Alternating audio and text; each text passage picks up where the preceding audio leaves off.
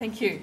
I'd like to thank the organisers of this conference for inviting me here, the Centre for Disability Law and Policy, Amnesty International, the School of Law. I'm always delighted to come to Ireland, the land of my forebears, and the hospitality here is always absolutely brilliant. But I want to start by saying this is an incredibly important day for Australia.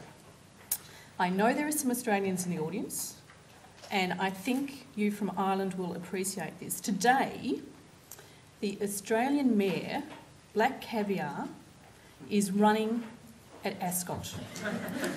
She is going for her 22nd consecutive win. And we really, really want, as a matter of Australian pride, for her to beat all those English horses. Okay, so I might have to sneak out just before we finish at about 3:45 just to check how she's going, because it's very, very important. What I'm going to do with this presentation is just to provide you with a general overview of recent trends in mental health laws. Before I do that, I just want to explain a little bit about the work we're doing and the centre that I'm directing at Monash University. The Centre for the Advancement of Law and Mental Health was set up in June last year, and here are some of the people involved. It took us about 18 months to set this up, not only because we had to go through a lot of paperwork and so on, but also it took us 18 months to get the acronym right. So initially it was going to be the Centre for Law and Mental Health, and then we realised that was CLAM. Then it was going to be the Centre for Law and Mental Health Policy, and that was CLAMP. So now it's the Centre for the Advancement of Law and Mental Health, which is CALM. Okay, so wonderful, wonderful acronym. Here are some of the people who work with me at the centre. At the moment we have 6 PhD students. 2 students have already obtained their doctorates.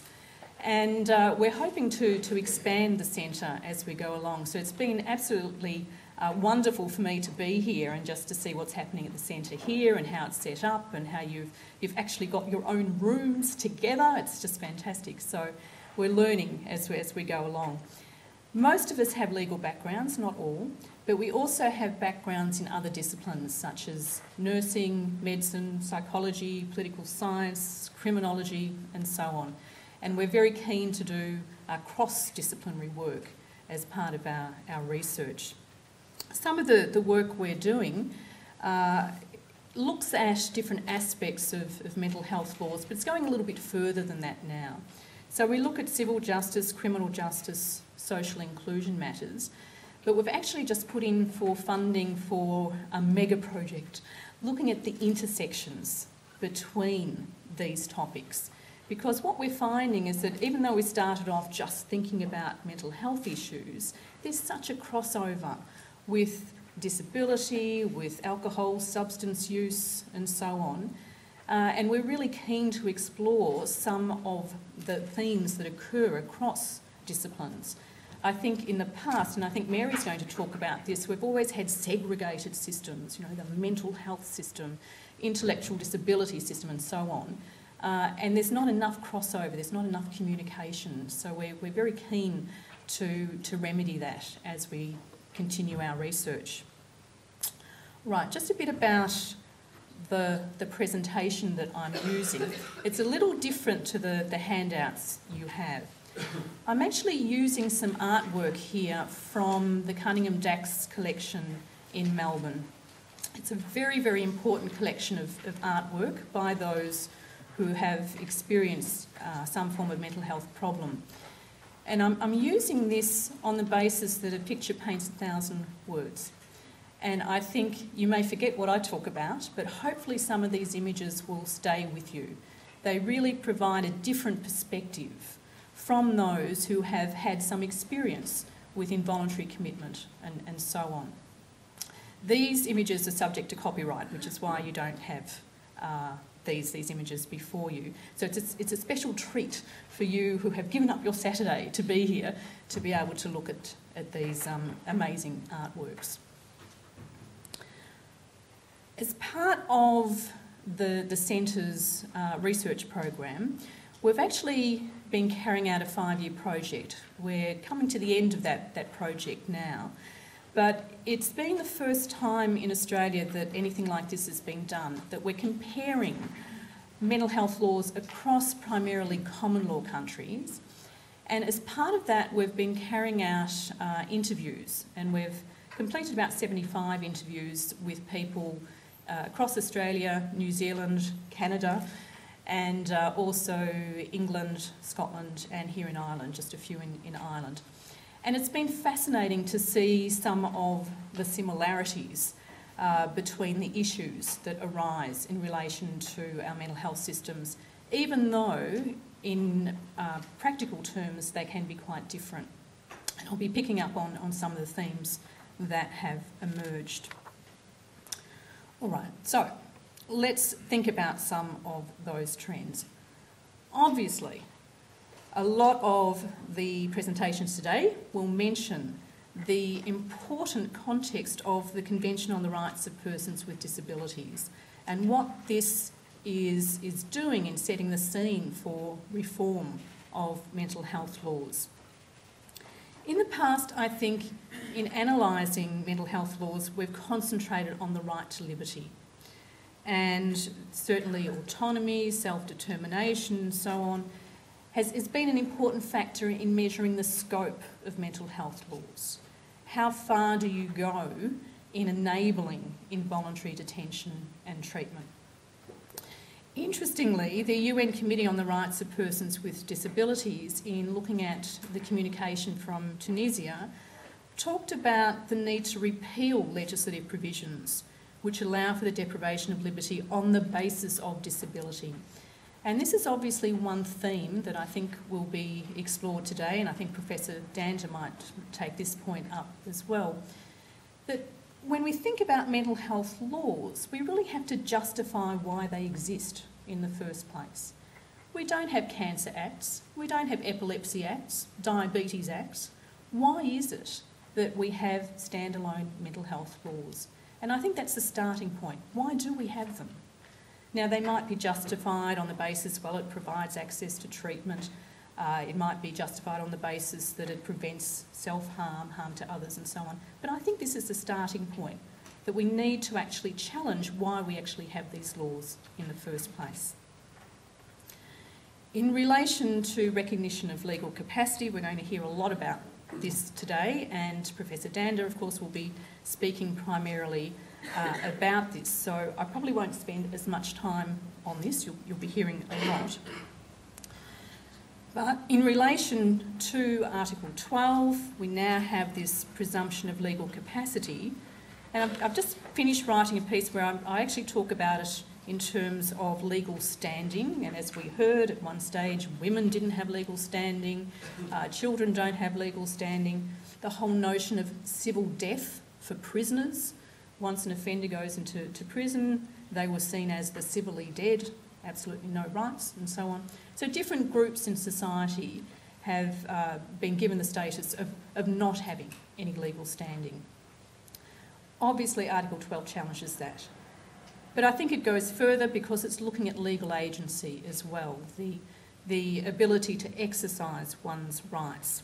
And Professor Quinn here has spoken about this in terms of it being a shield and a sword, so that it means as a sword, a person has a right to make decisions for him or herself and to have those decisions respected.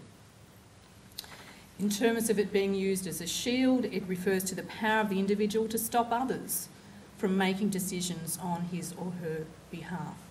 So I think there are two aspects to legal capacity that need to be explored, but it seems the focus at the moment is on this notion of legal agency. What does it mean? In terms of Article 12, it talks about any limitation having to be proportional and tailored to individual circumstances. It also seems to be pushing this move towards supported rather than substituted decision making, and I'll come back to that in a moment. The other aspect of the CRPD, which I think might be forgotten sometimes when we look at mental health law reform, is Article 25 and what this means in terms of the right to the highest attainable standard of health, including mental health. This is incredibly important. In the interviews that we've conducted over the past 4 years, the theme that keeps emerging is not so much about coercion and force and so on, but it's about access. It's about access to good quality mental health services. And many people have said, if you fix the voluntary system, then we won't have to worry as much about laws for involuntary detention and treatment. Some consumers have said to us, we would like to be voluntary patients, but sometimes we're a bit scared that we'll be made involuntary, so we kind of ignore what's out there. Others have said we desperately wanted to get help. Carers in particular have said they wanted to get help for family members, but they couldn't. They weren't sick enough. There weren't beds available. It's very much a crisis-driven system. And I think that seems to be common to so many countries, that the focus is so much on involuntary detention that it becomes crisis-driven. In relation to Article 25, obviously it's a positive right, so it places obligations on states to provide mental health services needed by those with disabilities. And I think it's important to explore what this means in terms of government duties. And it's important for this to be used a lot more. I'll come back to this in a moment as to how the law can perhaps help in relation to access to the highest attainable standard of mental health. Okay, so I want to just raise 3 different trends in this presentation. There are lots of others, but obviously time is short. Supported decision making, I think other speakers will talk about this today, but obviously a lot of governments, policymakers are grappling with the idea of what does this mean? How can we actually move from substituted to supported decision making? There is perhaps a view that this means the complete abolition of substituted decision making. It was interesting that the United Nations Committee on the Rights of Persons with Disabilities in the Tunisia communication talked about it reviewing the laws allowing for guardianship or trusteeship and take action to develop laws and policies to replace regimes of substituted decision making by supported decision making. But interestingly, it didn't actually go so far as to call for the immediate abolition of these laws. And I think in reality, some people might argue that it shouldn't be the case, but in reality, this may be a matter of progressive realisation. We're all grappling with what supported decision making means. And as I said, other people will take this up in the conference today. In relation to what's happening in Australia, the Victorian Law Reform Commission, Victoria is the state that I come from, has recently completed a review of the guardianship laws there. They have put together an amazing document. It's actually 600 pages. There are 400 recommendations. So I've been spending a lot of time reading this particular report. But what they've recommended in terms of changing guardianship laws is that it be replaced by a sort of, I'm not too sure whether to call it a hierarchical approach, but different approaches to the matter, so that what they call the substituted judgment approach is very much one of last resort. And they have suggested that there be supporters that can be appointed by the person concerned or by the relevant tribunal. And the role of supporters is to actually seek out information and then to discuss the information with the person concerned and to communicate decisions on behalf of that person. They've also suggested co-decision making, but after attending Michael Bark's roundtable discussion yesterday, I heard that in Canada apparently there's a move against co-decision making because it might easily slip into substituted decision making. So I found that interesting. The Law Reform Commission in Victoria has recommended that there be an online register so that doctors, banks and so on will know who the support person is in this regard. And interestingly, they have said that there should not be a best interests approach. In our mental health laws in Australia, we don't have a best interests test at all. That just doesn't exist. It does exist, however, in guardianship laws, and I think it's significant that the Victorian Law Reform Commission was very critical of it. They said it was very vague, it could be used in a way that was very paternalistic. We know what's good for you, we know what's in your interest, therefore you do this. So that's why they've come up with this substituted judgment approach, which is based on the idea of promoting the personal and social well-being of the supported person. So it's very much following what the CRPD sets out in terms of looking at the will and preferences of the person involved. In terms of financial decision making, they've recommended what they call the prudent person principle. I'm not quite sure what that means yet, but obviously, again, they're trying to set out a case for the support person to look at promoting the personal and social well-being of the person being supported. So that's just an example of what we're doing in Australia in terms of trying to get a framework of the CRPD in practice. All right, access to services. I want to come back to this because I think it's important. You know, what role does the law have in relation to providing access to services? Now, Article 25 talks about this right to the enjoyment of the highest attainable standard of physical and mental health without discrimination on the basis of disability.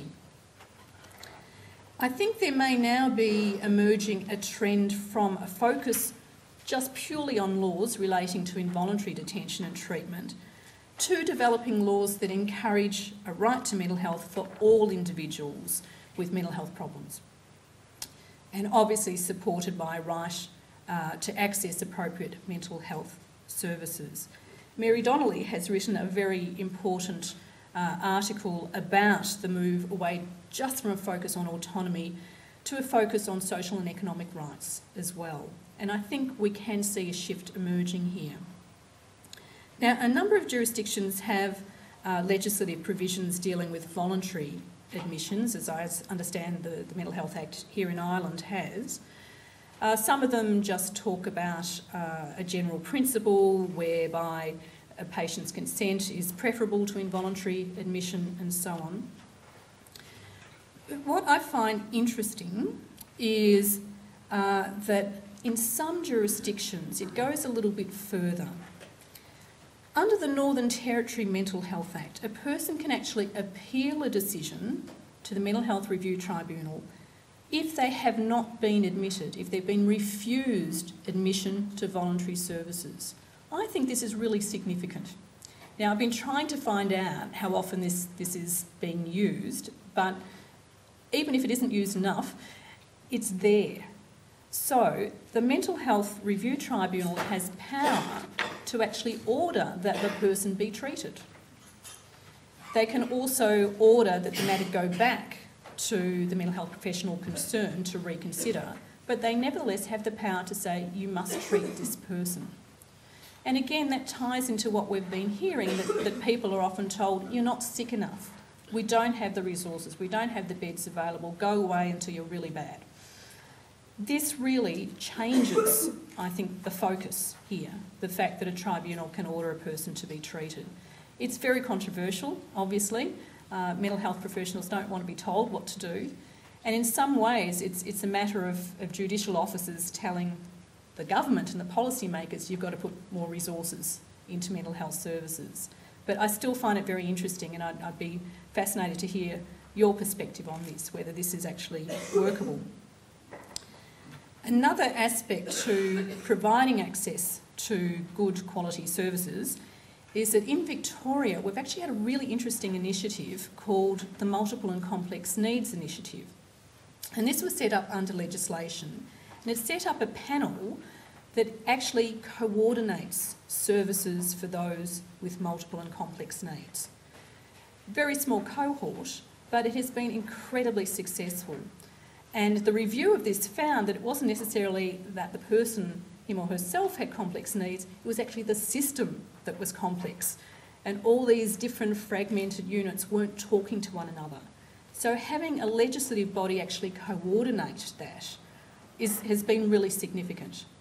Now, the panel itself has been disbanded, but the initiative still lives on in terms of it being coordinated across various services. So I'm happy to talk further about that in case you're interested as well. All right, the last trend that I want to talk about is the inclusion of families and carers in mental health legislation. And certainly the message that we got with the interviews was that carers felt that they just weren't being heard. They weren't given enough information, they didn't know what was going on.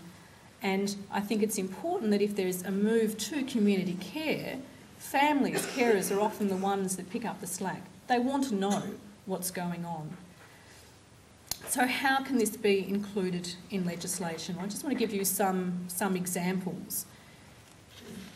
These are the three areas that certainly cropped up, that carers wanted involvement in decision-making processes, in review processes, and they wanted access to information and for their voices to be heard as well.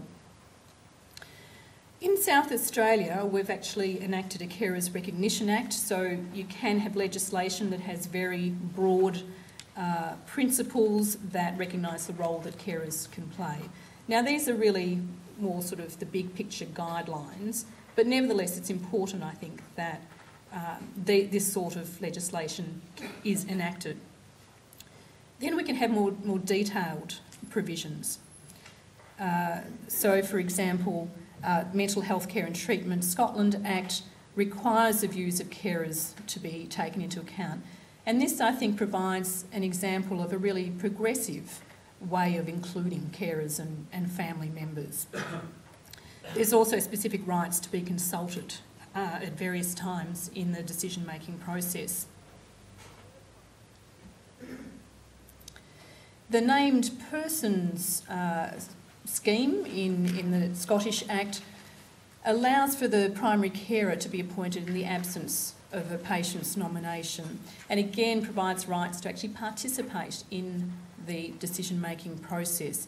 A review has found that this is actually working quite well, that carers, family members are feeling that there's more disclosure, that their voices are being heard and that they're getting the information that they require to care for the person concerned. Involvement in the review process, again in the Scottish legislation, carers can be involved throughout tribunal hearings and so on. And this, again, in the reviews of this scheme, seems to be working quite well, that these tribunal hearings are less adversarial. There's more of an information exchange going on. There's also an issue about access to legal representation. That, of course, is subject to economic matters, but carers certainly would like to have more representation themselves in terms of tribunal hearings. In relation to information, getting the information to enable proper care of the individual concerned, there are different ways that legislation can do this. So, for example, in Victoria and South Australia, disclosure is permitted subject to an express refusal. The Victorian Mental Health Act provision on this is incredibly complicated. So what it does is that it says information is confidential except, and then it goes for pages and pages and pages with exceptions. So in practice, what we've found is that mental health professionals just don't understand this. And because confidentiality is a cornerstone of medical ethics, the general default setting is we won't tell the carers anything. That's not what the legislation says. It's not the intent of these provisions, but I think it's just been misunderstood. The other way of doing it is to, as in Scotland, enable mandatory disclosure, so that the named person is required to be notified in certain circumstances. And certainly the carers we've spoken to have said that this has worked well. However, there have been a few hitches. For example, a couple of carers have said that they were sent photocopies of the entire file on their loved one, and they didn't know what to do with it. So what they want, obviously, is specific information, not just a stack of papers. The other way of doing access to information is just to have it as a general principle. So again, this is more a guideline type structure. So again, Scottish Act, South Australian Act have provisions that set up the general principle that carers should be provided with information.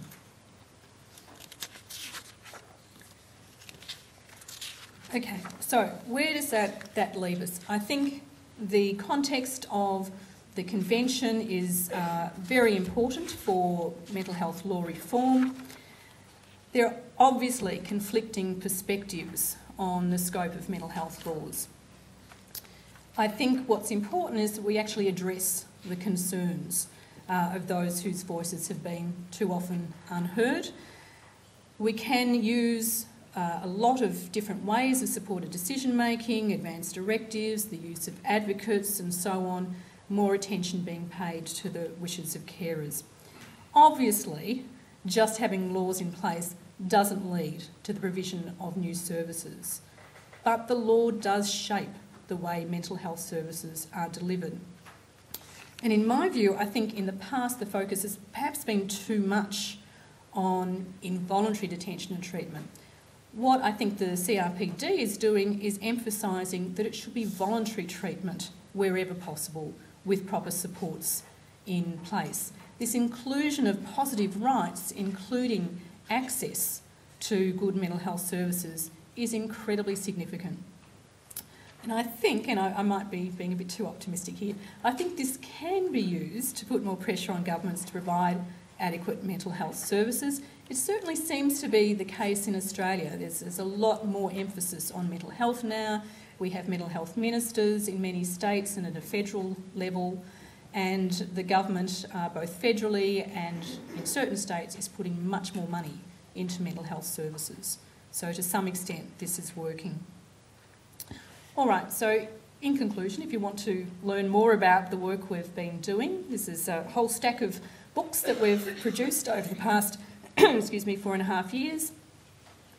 There's some of the books that have come out, and I know some of you are familiar with the Rethinking Rights-Based Mental Health Laws. Phil has a chapter in it, Mary has a chapter in it. Wonderful, wonderful collection of chapters on different rights-based perspectives on mental health. And the other one is just, again, an edited collection on international trends in mental health laws. So I'll leave you on a positive note. I'm not sure whether I'm taking questions now, but I kind of like this idea of having a mental health clinic based on this. Okay.